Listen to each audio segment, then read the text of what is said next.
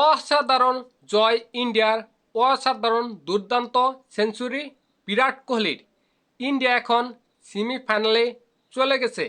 দেখেন, ইন্ডিয়া সেমিফাইনালে চলে গেছে এবং পাকিস্তান মোটামুটি বিদায়। পাকিস্তান যেন বাংলাদেশের চাইতেও খারাপ ক্রিকেট খেলে। আমরা অযথা লাফালাফি পারি ইন্ডিয়া পাকিস্তান, ইন্ডিয়া পাকিস্তান, কে হারবে কে জিতবে, কে হারবে কে জিতবে। কিন্তু ইন্ডিয়ার সাথে পাত্তাই পায়নি পাকিস্তান, উড়ে গেছে, পড়ে গেছে, শেষ হয়ে গেছে। দেখেন, আজকে বিরাট কোহলি অসাধারণ দুর্দান্ত সেঞ্চুরি করলো। পাকিস্তানকে পেলেই বিরাট কোহলি জানি কি হয়ে যায়। বিরাট কোহলির ভালো কিছু করতে হবে, বিরাট কোহলির সেঞ্চুরি করতে হবে, পাকিস্তানকে হারাতেই হবে। দেখেন, মনে হয় বিরাট কোহলি 2017 সালে চ্যাম্পিয়ন ট্রফির ফাইনালের কথা মনে পড়েছে। ওই ম্যাচে পাকিস্তান ইন্ডিয়াকে পরাজিত করেছিল, সেটা হয়তোবা বিরাট কোহলির মনে পড়ে গেছে। তাই বিরাট কোহলি একটি সেঞ্চুরি করে ফেললো এবং পাকিস্তানকে বিদায় করে দিল।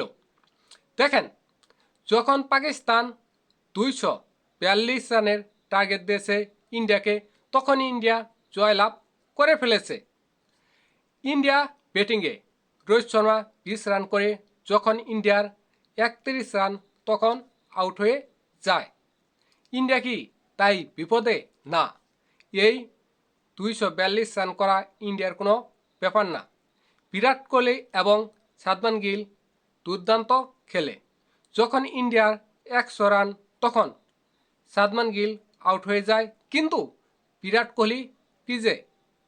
বিরাট কোহলি এবং শ্রেয়স আইয়ার অসাধারণ দুর্দান্ত ইনিংস খেলে।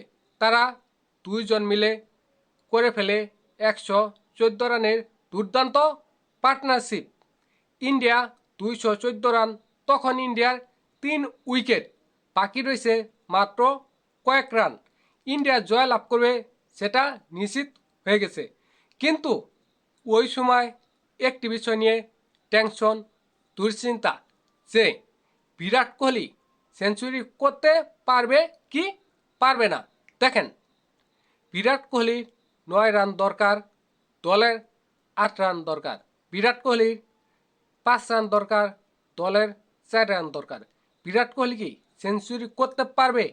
সবার মনে অপেক্ষা অপেক্ষা, দুশ্চিন্তা যে বিরাট কোহলি সেঞ্চুরি করতে পারবে কিনা। শেষ পর্যন্ত বিরাট কোহলি সেঞ্চুরি করলো এবং ইন্ডিয়া 6 উইকেটে এবং 45 বল হাতে রেখে জয়লাভ করলো।